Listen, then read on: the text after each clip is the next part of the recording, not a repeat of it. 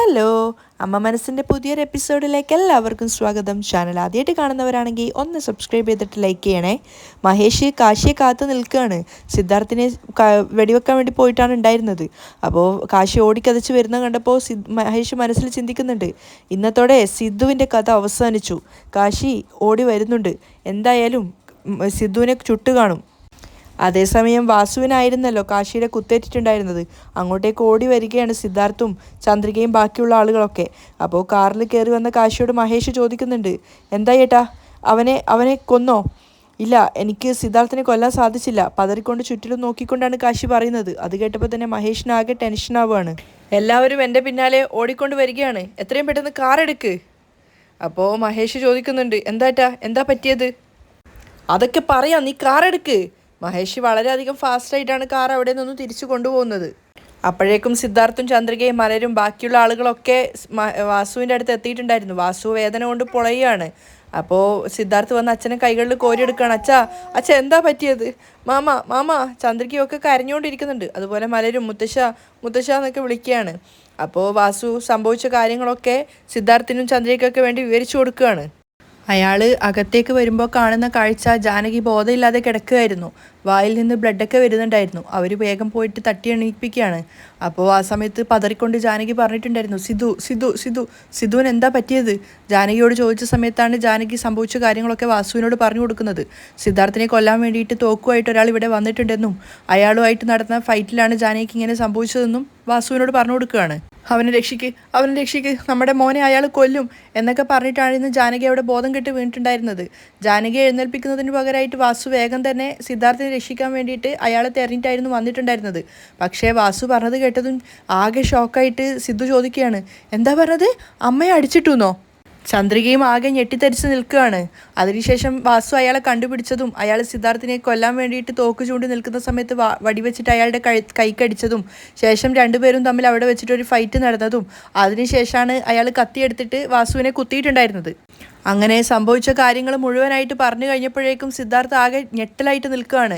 അച്ഛാ എന്നൊക്കെ പറയുന്നുണ്ട്. അപ്പോഴേക്കും വാസുവിൻ്റെ നില ഇങ്ങനെ ഗുരുതരായിക്കൊണ്ടിരിക്കുകയാണ്. പക്ഷേ പെട്ടെന്ന് തന്നെ അയാളെ ഹോസ്പിറ്റലിൽ എത്തിക്കുന്നതിന് പകരം അവരവിടെ സംഭവിച്ച കാര്യങ്ങൾ ചോദിച്ച് നിൽക്കുകയാണ്. ആ സമയത്താണ് ജാനകിയും അങ്ങോട്ടേക്ക് വരുന്നത്. അപ്പോൾ ജാനകിയെ കണ്ടതും സിദ്ധാർത്ഥവും ചന്ദ്രികയൊക്കെ ചോദിക്കുന്നുണ്ട്, അമ്മ എന്താ പറ്റിയെന്നൊക്കെ സിദ്ധു ചോദിക്കുകയാണ്. അപ്പോൾ പക്ഷെ തൻ്റെ കൺമുന്നിൽ വാസുവിന് കുത്തേറ്റത് കണ്ടതും ശരിക്കും ജാനകി പേടിച്ചു പോയിട്ടുണ്ടായിരുന്നു. അമ്മ അച്ഛനെ നോക്കമ്മ, എന്നെ രക്ഷിക്കാൻ ശ്രമിച്ചിട്ട് ഇപ്പോൾ അച്ഛൻ്റെ ജീവൻ ആപത്തായിരിക്കുകയാണ്. സിദ്ധു വല്ലാത്ത സങ്കടത്തോടെയാണ് സംസാരിക്കുന്നത്. മുത്തശ്ശ എഴുന്നേക്ക് മുത്തശ്ശ എന്നൊക്കെ മലരും പറയുന്നുണ്ട്. അപ്പോൾ ചന്ദ്രികയും കരഞ്ഞോണ്ട് പറയുന്നു, ഞങ്ങളെ രക്ഷിക്കാൻ ശ്രമിച്ചിട്ട് നിങ്ങളുടെ ജീവനല്ലേ ഇപ്പോൾ ആപത്തായത്. അയാൾ വേദന കൊണ്ട് പൊളയുകയാണ്. പക്ഷെ അപ്പോഴും അവരാരും ആശുപത്രിയിൽ എത്തിക്കാനല്ല ശ്രമിക്കുന്നത്. എല്ലാവരും കരഞ്ഞുകൊണ്ട് ഇങ്ങനെ പരസ്പരം ഓരോ ഇത് പറഞ്ഞുകൊണ്ടിരിക്കുകയാണ്. അപ്പോൾ അവസാനം ചന്ദ്രിക പറയുന്നുണ്ട് ചുറ്റിലും നിൽക്കുന്ന ആൾക്കാരോട്, എന്താ എല്ലാവരും ഇങ്ങനെ നോക്കിക്കൊണ്ട് നിൽക്കുന്നത്? ആരെങ്കിലും ഒന്ന് ഹോസ്പിറ്റലിൽ എത്തിക്കാൻ വേണ്ടിയിട്ട് ആംബുലൻസ് വിളിക്കൂ. അതിൽ 2-3 പേര് വേഗം ആംബുലൻസ് വിളിക്കാൻ വേണ്ടി പോവുകയാണ്. ജാനകിയാണെങ്കിൽ ഒന്നും പറയാൻ പറ്റാത്ത അവസ്ഥയിൽ കരഞ്ഞുകൊണ്ട് നിൽക്കുകയാണ്. അപ്പോൾ ജാനകിയെ നോക്കിക്കൊണ്ട് വാസു പറയുന്നുണ്ട്, കരയണ്ട ജാനകി, ഞാൻ ഒരുപാട് പാപങ്ങൾ ചെയ്തിട്ടുണ്ട്. ഇല്ല അച്ഛാ, സിദ്ധാർത്ഥ അയാളെ ആശ്വസിപ്പിക്കുകയാണ്. ഞാൻ നിന്നോട് ചെയ്ത ചതിക്കുള്ള ശിക്ഷയായിട്ട് ഞാനിത് സ്വീകരിച്ചോളാം. അയാളുടെ സംസാരം കേട്ടിട്ട് ജാനകി സങ്കടത്തോടെ കരഞ്ഞുകൊണ്ടിരിക്കുകയാണ്. ഞാൻ നിനക്ക് ഒരുപാട് ദ്രോഹങ്ങൾ ചെയ്തിട്ടുണ്ട് ജാനകി.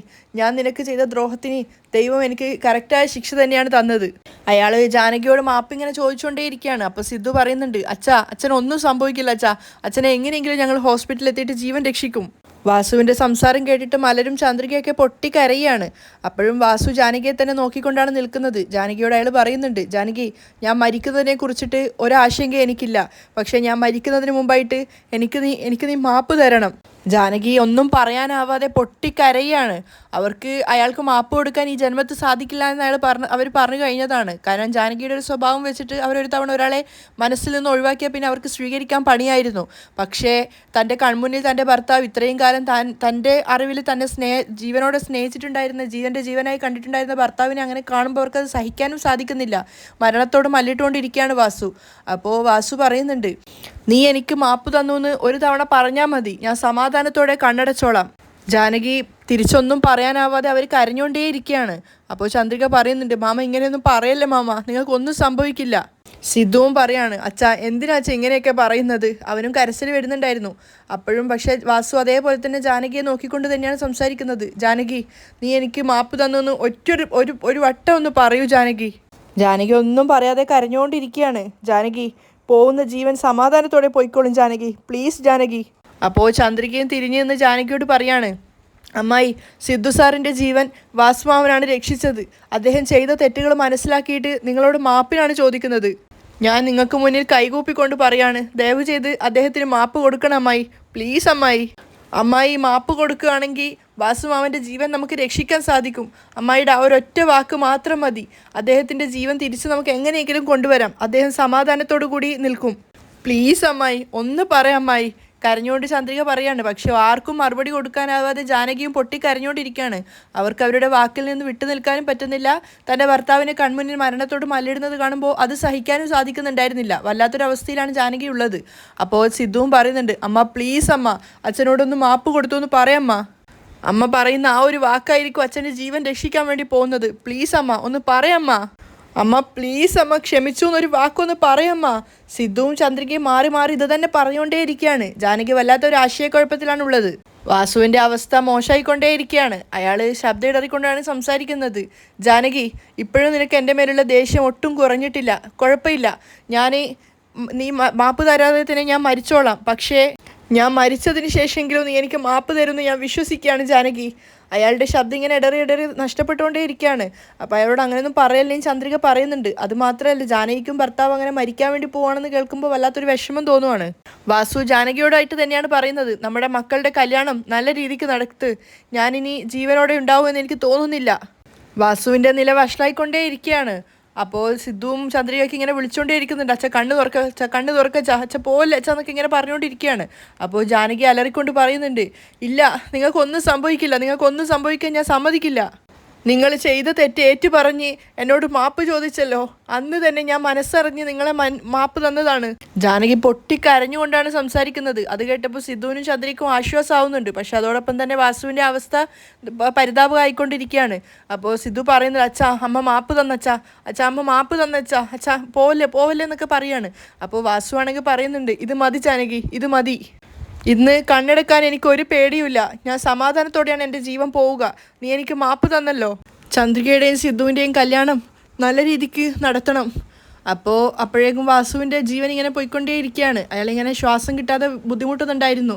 അച്ഛാ ഞാൻ മരിക്കുന്നതിനെക്കുറിച്ച് നീ വിഷമിക്കണ്ട ജാനകി. നീ കുട്ടികളുടെ കൂടെ സന്തോഷത്തോടെ ജീവിക്കണം. ചന്ദ്രിക സിദ്ധുവിനെ ആരാ കൊല്ലാൻ ശ്രമിച്ചതെന്ന് എങ്ങനെയെങ്കിലും കണ്ടെത്തി പോലീസിൽ ഏൽപ്പിക്കണം ചന്ദ്രിക. സിദ്ധു, അമ്മയെ നല്ലോണം നോക്കണം മോനെ. അച്ഛ സംസാരിക്കല്ലേ അച്ഛാ, പ്ലീസ് അച്ഛാ. നിൻ്റെ പെങ്ങളെ നീ നല്ലോണം നോക്കണം. ഇനി എനിക്ക് ജീവിതത്തിലേക്ക് തിരിച്ചു വരാൻ സാധിക്കില്ല സിദ്ധു. അച്ഛാ സംസാരിക്കല്ലേ അച്ഛാ. സിദ്ധു അത് തന്നെ പറഞ്ഞുകൊണ്ടിരിക്കുകയാണ്. ചന്ദ്രികയും തലയിൽ തല്ലി കരഞ്ഞുകൊണ്ട് പറയുന്നുണ്ട്, എന്തിനാ മാമ ഇങ്ങനെയൊക്കെ സംസാരിക്കുന്നത്? നിങ്ങൾക്കൊന്നും സംഭവിക്കില്ല, നിങ്ങൾക്കൊന്നും സംഭവിക്കാൻ ഞങ്ങൾ സമ്മതിക്കില്ല. ഇല്ല, ഇനി ഞാൻ ജീവിതത്തിലേക്ക് തിരിച്ചു വരില്ല ചന്ദ്രിക. ഞാൻ നിങ്ങളോട് എല്ലാവരോടും ചെയ്ത തെറ്റിനി എല്ലാവരോടും ഞാൻ മാപ്പ് ചോദിക്കുകയാണ്. എല്ലാവരും എനിക്ക് മാപ്പ് തരണം. ഞാൻ പോവാണ് എന്നൊക്കെ പറയാണ്. അപ്പോഴേക്കും ജാനകി തലയിൽ തല്ലി കരയുന്നുണ്ടായിരുന്നു. അയ്യോ, ഞാൻ നിങ്ങൾക്ക് മാപ്പ് തന്നു കഴിഞ്ഞല്ലോ, പിന്നെ എന്തിനാ മാപ്പ് ചോദിക്കുന്നത്? ഞാൻ നിങ്ങൾക്ക് മാപ്പ് തന്നു കഴിഞ്ഞതാണ് എന്ന് കരഞ്ഞോണ്ട് പറയാണ്. അപ്പോൾ വാസു പറയുന്നുണ്ട്, ജാനകി നിൻ്റെ മുഖം കണ്ണുകൊണ്ട് മരിക്കാനുള്ള ഭാഗ്യം എനിക്ക് ദൈവം തന്നിട്ടുണ്ട്. ഇത് മതി ജാനകി, ഇത് മതി എന്ന് പറഞ്ഞ് മെല്ലെ അയാളുടെ കണ്ണുകൾ അടഞ്ഞടഞ്ഞ് പോവുകയാണ്. അച്ഛ പോലെ എന്നൊക്കെ പറഞ്ഞ് സിദ്ധുവൊക്കെ ഇങ്ങനെ പറയുന്നുണ്ട്. ചന്ദ്രികയും മാമ അതുപോലെ തന്നെ ജാനകി പറഞ്ഞുകൊണ്ടിരിക്കുന്നുണ്ട്, ഏട്ടാ പോലെ അച്ഛ കണ്ണ് തുറക്കച്ചാ. സിദ്ധു ഇങ്ങനെ അയാളെ ചേർത്ത് പിടിക്കുകയാണ്. ജാനകിയാണെങ്കിൽ ചുറ്റിലും നോക്കിക്കൊണ്ട് കരഞ്ഞുകൊണ്ട് പറയാണ്, ആരെങ്കിലും രക്ഷിക്ക്. അപ്പോൾ ചന്ദ്രിക പറയുന്നുണ്ട്, സിദ്ധു സാർ ആംബുലൻസ് വരാൻ ലേറ്റ് ആവുമെന്നാണ് തോന്നുന്നത്, നമുക്ക് കാറിൽ തന്നെ കൂട്ടിക്കൊണ്ട് പോവാം. അപ്പോഴേക്കും സിദ്ധു വേഗം അയാളെ തൂക്കിയെടുക്കുകയാണ്. ശരിക്കും സംസാരിക്കുന്ന സമയം കൊണ്ട് കാറിൽ കൂട്ടിക്കൊണ്ട് പോയാൽ മതിയായിരുന്നു. അവസാനം സിദ്ധാർത്ഥവും ചന്ദ്രികയും എല്ലാവരും ചേർന്നിട്ട് കാറിൽ തന്നെ അയാളെ കൂട്ടിയിട്ട് ഹോസ്പിറ്റലിൽ എത്തിക്കുകയാണ്. അപ്പോഴേക്കും അയാളുടെ ബോധം നഷ്ടപ്പെട്ടിട്ടുണ്ടായിരുന്നു. ആശുപത്രിയിലെത്തിയ സമയത്ത് ഡോക്ടർ ചോദിക്കുന്നുണ്ട്, എന്താ സംഭവിച്ചതെന്ന്. ഒരാൾ അച്ഛനെ കത്തി കൊണ്ട് കുത്തിയതാണ് ഡോക്ടർ. അപ്പോൾ അയാളത് നോക്കിയിട്ട് ഡോക്ടർ പറയാണ്, കത്തിയുടെ ആഴം കുറച്ച് കൂടുതലാണ്, ഇദ്ദേഹത്തിന് എത്രയും പെട്ടെന്ന് സർജറി ചെയ്യേണ്ടി വരും. സർജറിയാ? അത് കേട്ടതും ചന്ദ്രികയും സിദ്ധു ആകെ ഷോക്കായിട്ട് നിൽക്കുകയാണ്. അപ്പോൾ ഡോക്ടർ പറയുന്നുണ്ട്, സിസ്റ്റർ ഇദ്ദേഹത്തെ എത്രയും പെട്ടെന്ന് ICU വാർഡിൽ അഡ്മിറ്റ് ആക്കൂ. എന്നിട്ട് സിദ്ധുവിനോട് പറയുന്നുണ്ട് ഉടനെ തന്നെ പോലീസിൽ ഇൻഫോം ചെയ്യാൻ വേണ്ടി. ഓക്കെ ഡോക്ടർ, ഞാൻ ഇൻഫോം ചെയ്തോളാം. നിങ്ങൾ എത്രയും പെട്ടെന്ന് സർജറിക്ക് വേണ്ട അറേഞ്ച്മെന്റ് ചെയ്യൂ. അങ്ങനെ ICUലേക്ക് കയറ്റുന്ന സമയത്തൊക്കെ സിദ്ധു വീണ്ടും പറയുന്നുണ്ട്, അച്ഛാ കണ്ണ് തുറന്ന് നോക്കാം ചാച്ച, ഒന്നും നിങ്ങൾക്ക് സംഭവിക്കില്ല അച്ഛാന്നൊക്കെ. അങ്ങനെ ചന്ദ്രികയും സിദ്ധുവും മലരും അവിടെ പുറത്ത് നിൽക്കുകയാണ്. അവരോട് അവിടെ നിൽക്കാൻ പറഞ്ഞിട്ട് ICUലേക്ക് വാസുവിനെ കൂട്ടിക്കൊണ്ട് പോവുകയാണ്. സിദ്ധു പെട്ടെന്ന് തന്നെ പോലീസിലേക്ക് ഇൻഫോം ചെയ്യുകയാണ്. സംഭവിച്ച കാര്യങ്ങളൊക്കെ പോലീസിനോട് പറയുന്നുണ്ട്. ആ സമയത്ത് കരഞ്ഞുകൊണ്ട് മലര് ചന്ദ്രികയോട് ചോദിക്കുന്നുണ്ട്, മുത്തശ്ശൻ എന്താ അമ്മ കണ്ണ് തുറക്കാത്തത്? എന്താ അമ്മ വാസു മുത്തശ്ശനെ പറ്റിയത്? പറയമ്മ. പക്ഷേ ചന്ദ്രിക മറുപടി ഒന്നും പറയാനാവാതെ കരഞ്ഞുകൊണ്ട് നിൽക്കുകയാണ്. അപ്പോഴേക്കും ജാനകിയും അങ്ങോട്ടേക്ക് എത്തിയിട്ടുണ്ടായിരുന്നു. അമ്മ, സിദ്ധു, അച്ഛൻ എന്താ പറ്റിയതടാ? അച്ഛൻ എവിടെ? അച്ഛൻ എന്താ പറ്റിയത്? അവരിങ്ങനെ കരഞ്ഞുകൊണ്ട് അത് തന്നെ ആവർത്തിച്ചുകൊണ്ടിരിക്കുകയാണ്. അച്ഛൻ കണ്ണ് തുറന്ന് സംസാരിച്ചിട്ടല്ലേ സിദ്ധു പോയത്? കരഞ്ഞുകൊണ്ട് ചോദിക്കുകയാണ് ജാനകി. അപ്പോൾ സിദ്ധു അവരെ ആശ്വസിപ്പിക്കാൻ വേണ്ടി പണിപ്പെടുകയാണ്. അച്ഛനൊന്നുമില്ല അമ്മ. ജാനകി സങ്കടം സഹിക്കാനാവാതെ കരയാണ്. അയ്യോ, അദ്ദേഹത്തിന് എന്താ സംഭവിച്ചതെന്ന് അറിയില്ലല്ലോ ദൈവമേ എന്നൊക്കെ പറഞ്ഞ് പൊട്ടിക്കരയുന്നുണ്ട്. അപ്പോഴേക്കും ചന്ദ്രിക വന്നിട്ട് അവരെ ആശ്വസിപ്പിക്കുകയാണ്. അമ്മായി കരയല്ലേ അമ്മായി, മാമനൊന്നും സംഭവിക്കില്ല, നിങ്ങൾ കരയല്ലേ. അപ്പോഴേക്കും ICUയിൽ നിന്ന് നേഴ്സ് വന്നിട്ട് പറയുന്നുണ്ട്, പേഷ്യൻറ്റിന് എത്രയും പെട്ടെന്ന് സർജറി ചെയ്യണമെന്നാണ് ഡോക്ടർ പറഞ്ഞത്. പക്ഷേ ബ്ലഡ് ഒരുപാട് നഷ്ടപ്പെട്ടിട്ടുണ്ട്, അതുകൊണ്ട് എത്രയും പെട്ടെന്ന് ബ്ലഡ് അറേഞ്ച് ചെയ്യണം. അപ്പോൾ സിദ്ധു പറയുന്നുണ്ട്, എൻ്റെ ബ്ലഡ് ഗ്രൂപ്പും അച്ഛൻ്റെ ബ്ലഡ് ഗ്രൂപ്പും സെയിം തന്നെയാണ്, ഞാൻ തന്നെ അച്ഛന് ബ്ലഡ് കൊടുത്തോളാം. ശരി എങ്കിൽ നിങ്ങൾ എന്നോടൊപ്പം ലാബിലേക്ക് വരൂ. ശരി ചന്ദ്രിക, നീ അമ്മയെ നോക്കിക്കോളൂ, ഞാൻ പോയിട്ട് വരാം. ജാനകി ഹൃദയം പൊട്ടി കരയാണ്. അത് കണ്ട് ആശ്വസിപ്പിക്കാൻ പോലും സാധിക്കാതെയാണ് ചന്ദ്രിക നിൽക്കുന്നത്. ദൈവമേ, എൻ്റെ ഭർത്താവിനെ രക്ഷിക്കണേ എന്നൊക്കെ അവരിങ്ങനെ കരച്ചിലിനിടെ വിളിച്ച് പറയുന്നുണ്ട്. അപ്പോഴേക്കും വാസുവിൻ്റെ ഓപ്പറേഷന് വേണ്ടുന്ന ഒരുക്കങ്ങളൊക്കെ അകത്ത് തുടങ്ങുന്നുണ്ടായിരുന്നു. പുറത്താണെങ്കിൽ പോലീസും വന്നിട്ടുണ്ട്. നിങ്ങളാണോ വാസുവിനെ ഇവിടെ അഡ്മിറ്റ് ആക്കിയത്? അപ്പോൾ ചന്ദ്രിക അമ്മയെ നോക്കുകയാണ്, ജാനകിയെ നോക്കുകയാണ്. അപ്പോൾ ജാനകിയോട് ആയിട്ട് പോലീസ് ചോദിക്കുന്നുണ്ട്, ക്ഷേത്രത്തിൽ വെച്ച് എന്താ സംഭവിച്ചതെന്നൊന്ന് വിശദമായിട്ട് പറയൂ. ചന്ദ്രിക ജാനകിയോട് പറയാണ്, അമ്മായി എന്താ സംഭവിച്ചത് എന്ന് ഒന്ന് വ്യക്തമായിട്ട് പറഞ്ഞു കൊടുക്കാമോ? ക്ഷേത്രത്തിൽ വെച്ച് സംഭവിച്ച കാര്യങ്ങളൊക്കെ ജാനകി വീണ്ടും പോലീസിന് വേണ്ടിയിട്ട് വിവരിച്ചു കൊടുക്കുകയാണ്. ആദ്യം ക്ഷേത്രത്തിൽ വെച്ചിട്ട് ആ ഒരു ഗുണ്ടയെ കാശിയെ കണ്ടതും, ശേഷം കാശിയായിട്ട് ജാനകി ഉണ്ടാക്കിയൊരു അടിയും, അതിനുശേഷം ജാനകി ബോധമില്ലാതെ കിടന്നപ്പോൾ വാസു അങ്ങോട്ട് വന്നിട്ട് വാസുവിനോട് സംഭവിച്ച കാര്യങ്ങളൊക്കെ ജാനകി പറഞ്ഞു കൊടുത്തതും, പിന്നീട് വാസു പോയിട്ട് കാശിയായിട്ട് ഫൈറ്റ് ചെയ്തതും, അതിനുശേഷം വാസുവിനെ കാശി കുത്തിയതും ഉൾപ്പെടെ എല്ലാ കാര്യങ്ങളും. അതിനുശേഷം കരഞ്ഞുകൊണ്ട് പറയുന്നുണ്ട്, അവൻ തന്നെയാണ് തുടക്കം തൊട്ടേ എൻ്റെ മോനെ കൊല്ലാൻ ശ്രമിച്ചുകൊണ്ടിരിക്കുന്നത്. അതുമാത്രമല്ല മഹേഷിനെ സംശയമുണ്ടെന്ന് ഉൾപ്പെടെയുള്ള കാര്യങ്ങളൊക്കെ പറയുന്നുണ്ട്. അപ്പോൾ തുടക്കത്തിൽ തന്നെ ഞങ്ങൾ കമ്മീഷണർക്ക് പരാതി കൊടുത്തിട്ടുണ്ട്, മഹേഷിനെ പിടിക്കാൻ വേണ്ടിയിട്ടെന്നുള്ള കാര്യങ്ങളും പറഞ്ഞു കൊടുക്കുകയാണ്. അപ്പോൾ പോലീസുകാരൻ ചോദിക്കുന്നുണ്ട്, ക്ഷേത്രത്തിൽ CCTV ക്യാമറ ഇല്ലേ? ആ ഉണ്ട് സർ, ചന്ദ്രികയാണ് പറയുന്നത്. ഓക്കെ, ഞാൻ എത്രയും പെട്ടെന്ന് അതിൻ്റെ ഫുട്ടേജ് കളക്ട് ചെയ്തിട്ട് കുറ്റവാളിയെ കണ്ടുപിടിച്ചോളാം. എത്രയും പെട്ടെന്ന് നമുക്ക് കുറ്റവാളികളെ കണ്ടുപിടിക്കാൻ സാധിക്കും. ജാനകി അപ്പോഴും കരഞ്ഞുകൊണ്ടിരിക്കുകയാണ്. പോലീസുകാരൻ ചോദിക്കുന്നുണ്ട്, പേഷ്യൻറ്റിൻ്റെ ഇപ്പോഴത്തെ നില എങ്ങനെയുണ്ട്? മാമൻ ഇപ്പോഴും ബോധം വന്നിട്ടില്ല, ചന്ദ്രിക പറയാണ്. ജാനകി കേൾക്കുന്ന ഭയന്നുകൊണ്ടാണ് ചന്ദ്രിക പോലീസുകാരനോട് സംസാരിക്കുന്നത്. കത്തി ആഴത്തിൽ കുത്തിയത് കൊണ്ട് സർജറി ചെയ്യണമെന്നാണ് ഡോക്ടർ പറഞ്ഞിട്ടുള്ളത്. ശരി, സർജറി കഴിഞ്ഞ് അദ്ദേഹത്തിന് ബോധം വരികയാണെങ്കിൽ എന്നെ വിളിക്ക്. ശരി സർ എന്ന് പറഞ്ഞിട്ട് പോലീസുകാരൻ അവിടെ നിന്ന് പോവുകയാണ്. ജാനകി അപ്പോഴും പൊട്ടിക്കരഞ്ഞുകൊണ്ട് ഇങ്ങനെ ദൈവത്തോട് പ്രാർത്ഥിച്ചുകൊണ്ടിരിക്കുകയാണ്, അദ്ദേഹത്തിൻ്റെ ജീവൻ രക്ഷിക്കണേ എന്ന്. കുറച്ച് സമയം കൂടി കഴിഞ്ഞപ്പോൾ ഡോക്ടറും ഒരു നഴ്സും പുറത്തേക്ക് വന്നിട്ടുണ്ട്. പേഷ്യൻറ്റിൻ്റെ വൈഫാരാണ് ചോദിച്ചപ്പോഴേക്കും ജാനകി ആവേശത്തോടെ പറയാണ്, ഞാനാണ് ഡോക്ടർ, ഞാനാണ്. എന്താ പറയൂ. പേഷ്യൻറ്റിന് എത്രയും പെട്ടെന്ന് ഒരു സർജറി ചെയ്യണം, അതുകൊണ്ട് നിങ്ങൾ ഈ ഫോമിലൊന്ന് സൈൻ ചെയ്യണം. ഫോം കൈ കിട്ടിയപ്പോഴേക്കും ജാനകി വേഗം തന്നെ ഒപ്പിട്ടിട്ട് സിസ്റ്ററെ ഏൽപ്പിക്കുകയാണ്. എന്നിട്ട് ജാനകി കരഞ്ഞുകൊണ്ട് ഡോക്ടറോട് ചോദിക്കുന്നുണ്ട്, ഇപ്പോൾ അദ്ദേഹത്തിന് എങ്ങനെയുണ്ട് ഡോക്ടർ? അദ്ദേഹത്തിൻ്റെ ജീവന് കുഴപ്പമൊന്നുമില്ലല്ലോ? കത്തി നല്ല ആഴത്തിൽ പതിഞ്ഞിട്ടുണ്ട്, അതുകൊണ്ട് തന്നെ സ്കാൻ ചെയ്ത് നോക്കിയാൽ മാത്രമേ ഉള്ളിലുള്ള ഓർഗൻസിനെ എത്രത്തോളം ബാധിച്ചിട്ടുണ്ട് എന്ന് മനസ്സിലാവുള്ളൂ. ഒരുപക്ഷെ ലിവറിനെ ബാധിച്ചിട്ടുണ്ടെങ്കിൽ അത് കുറച്ച് ബുദ്ധിമുട്ടാണ്. അത് കേട്ടപ്പോൾ ജാനകിയും ചന്ദ്രികയും ഒക്കെ ആകെ ഷോക്കായിട്ട് നിൽക്കുകയാണ്. സർജറി കഴിഞ്ഞതിന് ശേഷമേ ഞങ്ങളെ കൊണ്ട് എന്തെങ്കിലും പറയാൻ സാധിക്കുള്ളൂ, നിങ്ങൾ ധൈര്യമായിട്ടിരിക്കൂ എന്ന് പറഞ്ഞിട്ട് അദ്ദേഹം അകത്തേക്ക് പോവാണ്.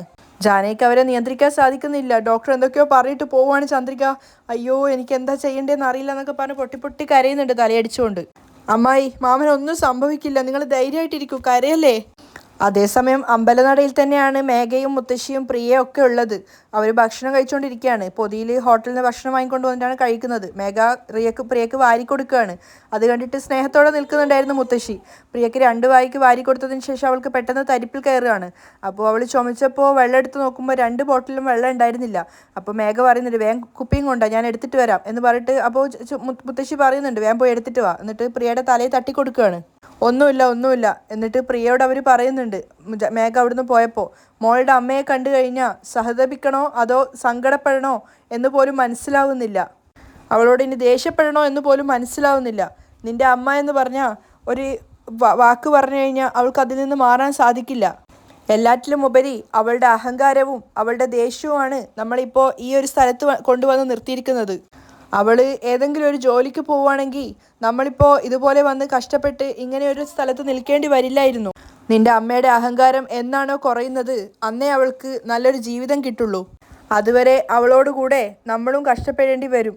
ആ ഒരു അമ്പലനടയിൽ അവർ മാത്രമേ ഉണ്ടായിരുന്നുള്ളൂ. ഇന്ന് കഴിക്ക് എന്ന് പറഞ്ഞിട്ട് അവർ വാരിക്കൊടുക്കാൻ നോക്കിയപ്പോൾ പ്രിയ പറയുന്നുണ്ട്, 1 മിനിറ്റ് മുത്തശ്ശി, ഞാൻ വെള്ളം കുടിച്ചിട്ട് കഴിച്ചോളാം. അപ്പോഴേക്കും മേഘ വെള്ളവുമായിട്ട് വന്നിട്ട് പ്രിയക്ക് കൊടുത്തിട്ടുണ്ട്. അപ്പം മുത്തശ്ശി ചോദിക്കുന്നുണ്ട്, അല്ല മേഘ, ഈ മനോഹരൻ എവിടെ പോയതാ? മനോഹർ മാമൻ അവരുടെ ഫ്രണ്ടിനെ ആരോ കണ്ടിട്ട് വീട് എവിടെയെങ്കിലും കിട്ടുമോ എന്ന് ചോദിക്കാൻ വേണ്ടി പോയിരിക്കുകയാണ്. അങ്ങനെ പ്രിയക്ക് വീണ്ടും ഭക്ഷണം വാരി കൊടുത്തപ്പോഴേക്കും മനോഹരൻ അങ്ങോട്ടേക്ക് വരുന്നുണ്ടായിരുന്നു. മനോഹരൻ പാട്ടൊക്കെ പാടിക്കൊണ്ടാണ് വരുന്നത്. അപ്പോൾ അയാളെ കണ്ടപ്പോൾ ചോദിക്കുന്നുണ്ട്, എന്താ മനോഹരൻ മാമ, നിങ്ങളുടെ ഫ്രണ്ട് എവിടെയെങ്കിലും വീടുണ്ട് എന്ന് പറഞ്ഞോ? മേഘ ചോദിക്കുകയാണ്. മനോഹരൻ നിരാശയോടെ പറയാണ്, എവിടെ, നമ്മൾ പറയുന്ന ബഡ്ജറ്റിൽ വീടൊന്നും എവിടെയും കിട്ടില്ല. എന്താ മാമ ഇങ്ങനെ പറയുന്നത്? അതേ മേഘ, നമ്മൾ പറഞ്ഞ ബഡ്ജറ്റിന് 2 വീട് അവൻ കാണിച്ചു തന്നു. പക്ഷെ അതിലൊരു വീട്ടിൽ കതവും ഇല്ല, അതുപോലെ വെള്ളവും ഇല്ല. മഴ പെയ്താൽ വെള്ളം താഴേക്ക് വരും. ഇത്ര പൈസ, ഈ 7000 രൂപയ്ക്ക് അങ്ങനെയുള്ള വീടേ കിട്ടുള്ളൂ. അങ്ങനെയുള്ള വീട്ടിൽ നമ്മൾ എങ്ങനെയാ മേഘ ജീവിക്കുക?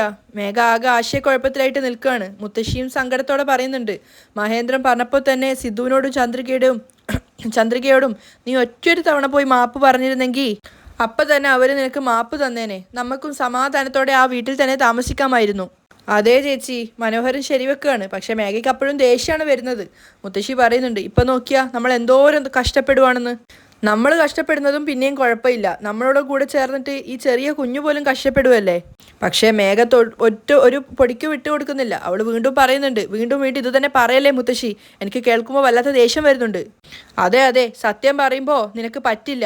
അപ്പം മനോഹര ശബ്ദം താഴ്ത്തിയിട്ട് ചേച്ചിയോട് പറയാണ്, മിണ്ടാതെ നിൽക്ക് ചേച്ചി. പിന്നെ മനോഹര, ഇന്ന് രാത്രി നമ്മൾ എവിടെയാണ് ഉറങ്ങുക? നമ്മുടെ കയ്യിലുള്ള കാശിനെ നമുക്ക് 5 സ്റ്റാർ ഹോട്ടലൊന്നും കിട്ടില്ലല്ലോ. അതുകൊണ്ട് നമുക്ക് ഇവിടെ തന്നെ കിടന്ന് ഉറങ്ങാം. ഇവിടെയോ? മുത്തശ്ശി ചുറ്റിലും നോക്കിക്കൊണ്ട് ചോദിക്കുകയാണ്. ഒരു മറ പോലും ഇല്ലാതെ മേഘ എങ്ങനെ ഇവിടെ കിടന്ന് ഉറങ്ങുക? ആ ശരിയാ, നടുത്തരുവിൽ എത്തിയതിനു ശേഷം നമ്മുടെ അഭിമാനത്തെക്കുറിച്ചൊക്കെ ആലോചിക്കുന്നതിനെക്കുറിച്ച് യാതൊരു കാര്യമില്ല ചേച്ചി. ഇവിടെ ഒരു തുണി വിരിച്ച് എല്ലാവരും കിടന്നുറങ്ങണം, അത്രയേ ഉള്ളൂ. മനോഹരൻ പറഞ്ഞത് കേട്ടിട്ട് മേഘയും മുത്തശ്ശിയൊക്കെ ആകെ ഞെട്ടിയിട്ട് ഇങ്ങനെ ചുറ്റിലും ടെൻഷനോട് കൂടി നോക്കുവാണ്. അവിടെയാണ് ഇന്നത്തെ എപ്പിസോഡ് വൈൻഡപ്പ് ചെയ്യുന്നത്.